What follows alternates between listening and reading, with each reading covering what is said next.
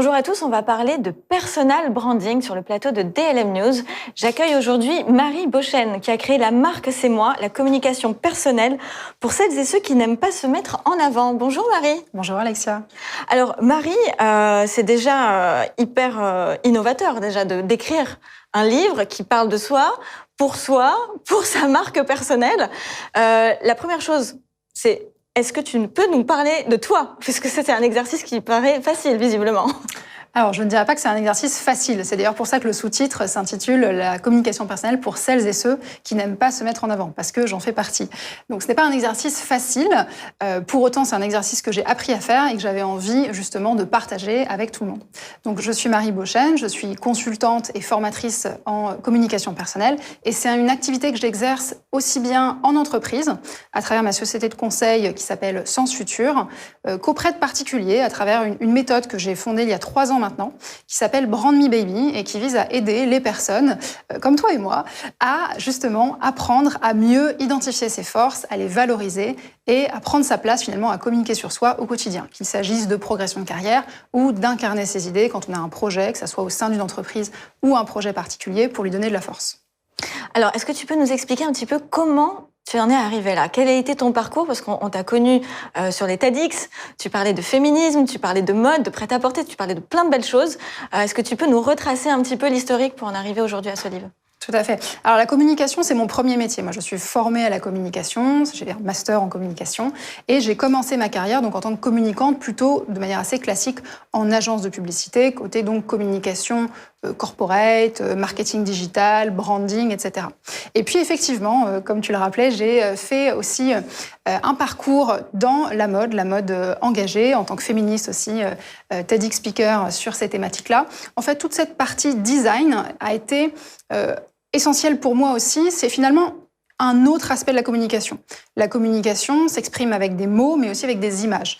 Et donc, moi, à l'époque, je voulais changer la représentation des femmes et permettre à chacune de devenir qui elle a envie de devenir. Et pour moi, la communication personnelle aujourd'hui, c'est exactement finalement la même mission, la même ambition. C'est la communication personnelle est une prise de pouvoir sur son histoire et permet de faire advenir qui on a envie de devenir. Donc le fil rouge pour moi, c'est vraiment l'expression de soi. Donc même si j'ai un parcours effectivement avec des activités qui ont évolué, où j'ai envie de tester plein de choses en fait, au fur et à mesure, ce qui est apparu de manière très claire, c'est que j'avais envie de travailler non plus pour des marques au sens de personnes morales, d'entités symboliques, mais pour des individus, qu'ils soient des individus tout seuls ou au sein d'une entité. D'accord. Alors aujourd'hui, c'est vrai qu'on est un petit peu partagé sur la communication personnelle. On a très peur de paraître narcissique. Est-ce que c'est vrai ça? Est-ce qu'on est vraiment narcissique quand on parle de soi? Ou peut-être qu'il y a différentes façons de parler de soi aussi. Hein. Peut-être tu peux nous éclairer un peu plus sur ce sujet. Oui, tout à fait. D'ailleurs, c'est l'introduction du livre commence par ça, parce que c'est ce que j'entends tous les jours en formation, en entreprise, en accompagnement individuel, c'est « mais j'ai peur de paraître narcissique en parlant de moi ». Il faut bien quand même prendre un petit peu de recul sur la communication personnelle. La communication personnelle, c'est pas uniquement parler de soi, c'est aussi mettre de soi dans sa communication. Donc amener sa personnalité dans le message, incarner ses idées, incarner son projet. Et ça, c'est quelque chose qui manque terriblement. Donc je suis bien consciente qu'aujourd'hui, le personal branding, c'est presque devenu un buzzword au fil des dernières années. Il y a 3 ans, on me disait « personal branding, mais de quoi tu parles ?» Et là, effectivement, ça prend beaucoup d'ampleur. C'est un champ d'action très varié. Moi, je pense que c'est indispensable de se rappeler que c'est la responsabilité de chacun de se rendre justice. Et en fait, prendre le pouvoir sur son histoire, mettre de soi dans sa communication, c'est aussi un mode d'accomplissement de soi. Alors ça fait très psychologique. Non, mais c'est vrai, c'est très puissant ce que tu dis. Mais alors, pas tout le monde a cette vision de ce personal branding. Moi, par exemple, quand je reçois des dirigeants, ou par exemple le service communication, on a des petits entretiens avant, le dirigeant souvent me dit « oh là là, mais moi je veux être le dirigeant dans l'ombre ». Je veux surtout pas qu'on me reconnaisse, alors que pourtant, les entreprises, on le voit avec Richard Branson, par exemple, Elon Musk, les plus grosses entreprises, celles qui, en tout cas, ont peut-être le plus de succès au niveau des candidatures, de tout ce qui est talent acquisition management, marque employeur, sont souvent celles dont le dirigeant est le plus connu, non? Ou pas? Je me trompe peut-être? Oui, tout à fait. Je pense que c'est pas uniquement une question de célébrité ou même de visibilité. Je pense que c'est une question de cohérence. D'ailleurs, c'est un écueil de se dire « moi, je veux surtout pas me mettre en avant, je veux rester dans l'ombre ». Déjà parce que prendre la lumière, ça permet de renvoyer la lumière. Donc, quand on prend la lumière, ça permet justement de valoriser ses équipes, ses projets, ses idées, et donc d'avoir un impact sur le monde dans lequel on vit et sur la société, a fortiori, pour laquelle on travaille. Donc, c'est vraiment une logique gagnant-gagnant, dont je parle d'ailleurs dans le livre, dans la 3e partie. Je me suis un petit peu amusée pour cet ouvrage à faire une petite enquête, une petite étude sur les valeurs des entreprises du CAC 40. Et j'avais cette intuition, parce que je travaille avec de nombreuses entreprises, et donc je voyais bien au quotidien qu'il y avait quelque chose quand même un petit peu qui me posait question. 40%, plus de 40% des entreprises du CAC 40 partagent les mêmes valeurs. Donc des valeurs qui se tournent autour de innovation, créativité, éthique, intégrité, tout ce qu'on veut. RSE, oui. Exactement. Qui, bon, parfois on peut même se demander si ce sont des valeurs ou pas. Bon, il faut qu'on le fasse, donc voilà. Oui. Mais beaucoup, exactement. Mais à la limite, j'ai envie de dire, c'est pas tant que ça le problème. Le problème, c'est intégrité, c'est une très belle valeur. Il y a pas de question là-dessus.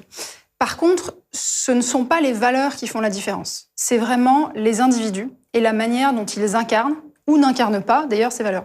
Donc, ce qui va poser problème, c'est l'écart entre la valeur affichée, les actions concrètes et les individus qui portent le projet.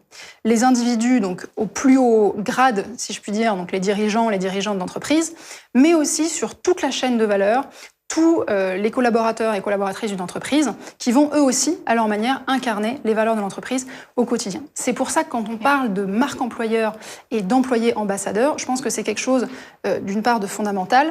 Il ne faut pas chercher à le faire de manière, je vais formater mes employés et avoir une petite tribu d'ambassadeurs qui vont devoir parler comme ci, comme ça, avec une charte éditoriale. C'est important de passer de la vision collective à l'expression et l'appropriation individuelle. Très bien. Alors, c'est quand même un chantier, on peut dire, parce que c'est pas inné chez nous. Déjà aussi dans notre culture française, les Américains sont beaucoup plus peut-être à l'aise avec cet exercice. En France, ça va dépendre un petit peu de la taille de l'entreprise, de la culture du dirigeant aussi. Comment on fait, Marie, pour parler de soi? C'est un exercice extrêmement compliqué. Comment tu peux nous aider avec ça? Oui, tout à fait. C'est vrai que ça ouvre beaucoup de questions à la fois sur la société dans laquelle on vit, qui évolue, des questions existentielles aussi sur soi. Donc c'est pour ça que ce livre, pour moi, c'est vraiment un essai pratique. Donc il y a des questions à se poser, mais il faut toujours alterner réflexion, mise en action. Sinon, effectivement, on va rester se poser des questions pendant très très longtemps sur « mais qui suis-je ?» qui est une question effectivement très large. Donc l'un des premiers pas que je propose justement dans cette manière d'aborder sa communication personnelle, c'est de prendre le temps d'identifier ses forces, de lister ses compétences, son expertise, pour apporter aussi une forme d'objectivité. Et pour justement prendre de la distance vis-à-vis de cette impression qu'on a très souvent de « mais j'ai peur de paraître arrogante ». En fait, une fois qu'on a posé sur le papier de manière très objective tout ce qu'on a fait, tout ce qu'on sait faire, tout ce pourquoi on est reconnu, en demandant aussi parfois le retour des personnes qui travaillent avec nous, déjà on a une base objective qui va nous permettre de communiquer de manière beaucoup plus ancrée, avec beaucoup plus de confiance en ce qu'on va raconter et son histoire. Ça, c'est l'un des premiers pas. L'autre élément sur lequel je reviens beaucoup dans le livre, c'est de partir de ses forces. C'est fondamental, en fait, de partir de soi, de ce qu'on aime faire, de ce qu'on sait faire, et d'élargir progressivement sa zone de confort. Sinon, on va se retrouver à créer une communication personnelle qui bascule un petit peu du côté du personnage. Et c'est vrai qu'à l'ère des réseaux sociaux, c'est une question qu'on se pose beaucoup également. Quid de l'authenticité digitale? Oui, c'est ça, exactement. Donc, ça fait débat et on va en discuter justement dans cette deuxième partie. Pour ceux qui nous écoutent, restez avec nous.